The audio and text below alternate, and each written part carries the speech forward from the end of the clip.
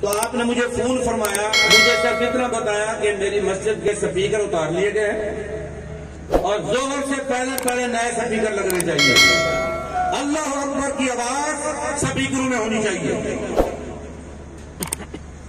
میں نے بھی اتنا سمجھا شاید جیسے اس وقت یہ غنڈہ گردی کرتے تھے، آتے تھے اور سپیکر اتار کے چلے جاتے تھے۔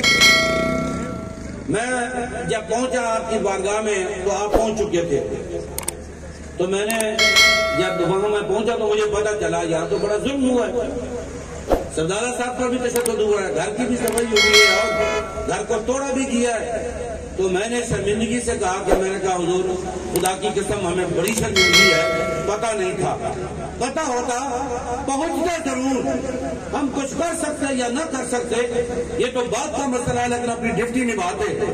آپ نے مسکراتے ہوئے فرمایا مولانا نہیں آج تو مزہ آیا ہے، ساری زندگی پڑھتا تھا فإن أبي ووالدتي وعرضي کہ محمد منکم فقاء، حضرت حسان بن ثابت یہ اعلان کرتے تھے یا رسول اللہ میں میری عزت، میرے ماں باپ کی عزت، میری اولاد، میری جائیداد سب کچھ آپ پر قربان ہے۔ فرمایا پڑھتا تھا لیکن عمل نہیں ہوا تھا، آج عمل ہوا ہے، خوش ہو رہا ہو۔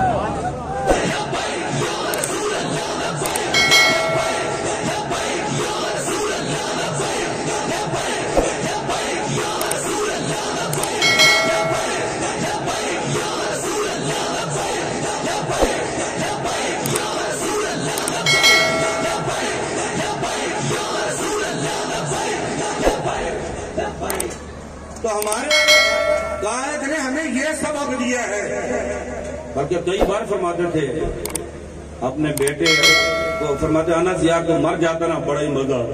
میں حضور کی بارگاہ میں عرض کرتے یا رسول اللہ آپ کی بارگاہ میں ایک بیٹا شہید ہو گیا، آپ کی بارگاہ میں ایک بیٹا میں نے قربان کر دیا۔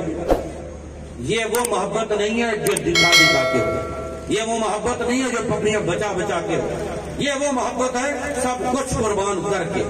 تو یہ سبق ہمیں دیا۔ امیر المجاہدین کی امت پر بے شمار احسان ہے، لیکن میں سمجھتا ہوں ایک بہت بڑا احسان یہ ہے کہ قبلہ امیر المجاہدین نے تمام شخصیات کو دلوں سے نکال کے رسول اللہ کی محبت بھر دی۔ اب شخصیت پرستی تحریک لبیک میں نہیں ہے، ہمارے سکریٹری میں جو مرضی آ جائے نعرہ رسول اللہ کا لگے گا۔ تحریک لبیک کے سکریٹری پر کوئی پیر آئے، کوئی شیخ آئے، نعرہ لبیک یا رسول اللہ کا لگے گا۔